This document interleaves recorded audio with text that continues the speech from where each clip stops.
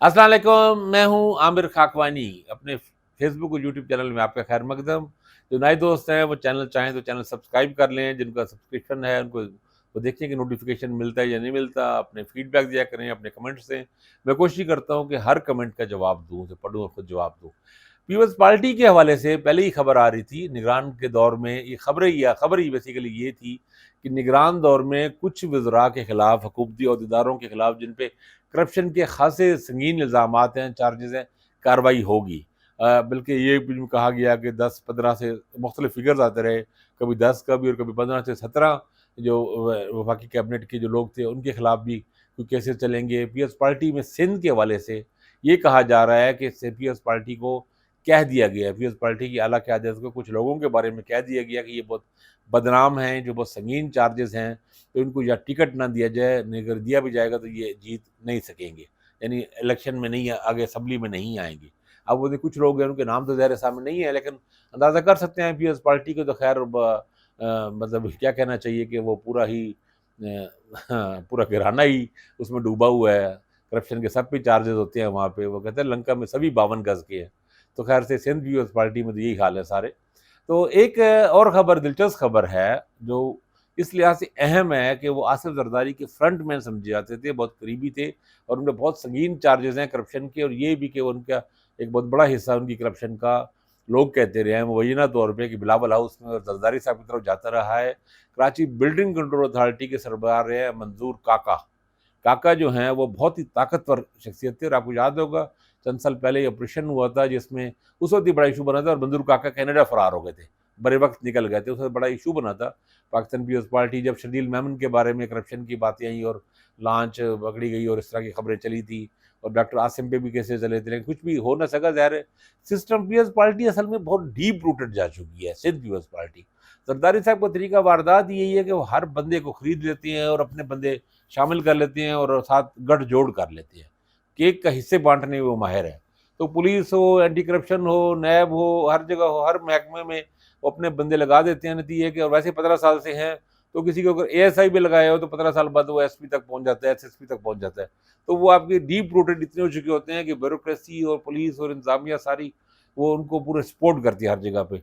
तो उसमें उन दिनों अवैस मुज़फ़्फ़र टप्पी जो इनके भाई हैं, ग़ालिबन सौतीली भाई हैं, इनके बारे में भी आया था ये, क्योंकि वो फिर बाद में दुबई में ही उनको वापस लाने की कोशिशें भी कामयाब नहीं हो सकी थी।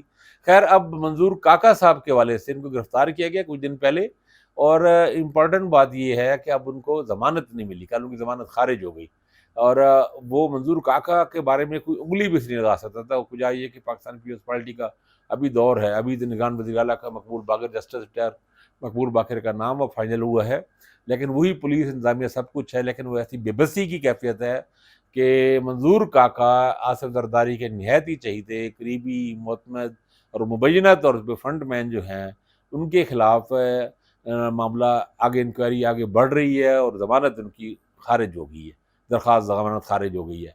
और ये बात आप ज़हन में रखें कि मंजूर काका जो है, उसकी रिहाई के लिए और उसकी ज़मानत के लिए जनाब कौन आए हैं, साबिक़ चेयरमैन सेनेट और आसिफ जरदारी साहब के बहुत करीबी साथी और पीपल्स पार्टी की चोटी के वकील फ़ारूक नाइक। फ़ारूक नाइक साहब ने अपने तमाम कहा जाता है अपना पूरा ज़ोर लगा दिया और पूरे दलाइल की बारिश कर दी और कोशिश पूरी की, लेकिन सरतोड़ कोशिश के बावजूद वो नाकाम रहे। अब सवाल ये पैदा होता है कि अब मंजूर काका की गिरफ्तारी और उनके खिलाफ कार्रवाई ये एक नुक्ता आगाज़ है और लोग भी पकड़े जाएंगे, चूँकि सिंध में तो जगह जगह पे, खास तौर पे कराची में जगह जगह पे, किमाड़ी में, लियारी में, जहाँ भी जगह पे जाओ, महकमा सेहत में जाएँ, बल्दियात में जाएँ, वाटर बोर्ड जहाँ भी जाएंगे वहाँ पे हर जगह पे अंबार लगे हुए हैं।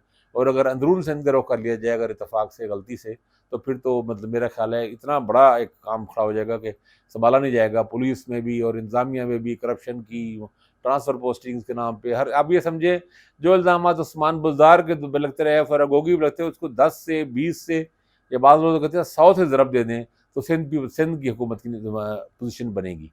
तो अब क्या सवाल ये है, बड़ा सारा क्वेश्चन मार्क है, बहुत बड़ा सवाली निशान है कि क्या निगरान हुकूमत या हमारे मुक़्तदर हल्के, जो हमारे ताकतवर हल्के हैं, क्या वाक़ईतन कुछ सफाई करने का प्रोग्राम बना रहे हैं, ग्रैंड ऑपरेशन बना रहे हैं?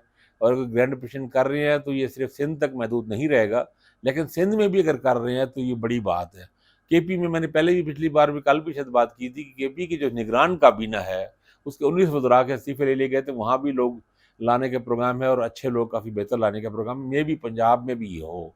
अभी तो फिलहाल वैसे सारा पीटीआई की गिर्द निगरान सेटअप आने के बाद भी अगले पिछले 2-3 दिनों में यही पेशरफ्त हो रही है। केसेस में इमरान खान की गिर्द और पीटीआई के लोगों की गिर्द घेरा तंग ही हो रहा है हुकूमती और सरकारी महकमों की तरफ से। लेकिन अब ये देखना है कि आगे वो पीएमएलएन तक भी जाते हैं या पीटीआई तक उधर सिंध में और पीएमएलएन पे और जेयूआई की तरफ जाते हैं या केपी में नहीं।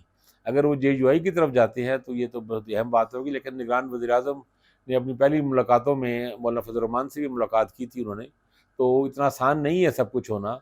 लेकिन बहरहाल जो भी है कहीं न कहीं भी तो कुछ ऐसा है कि मंजूर काका जैसा ताकतवर और अहम आदमी लगता है कि वो कानून के आहनी गिरफ्त में और शिकंजे में आ गया है। तो देखें इससे क्या बनता है, चीज़ें किस तरफ जाती हैं और ये दिलचस्प सूरत-हाल पैदा हो रही है।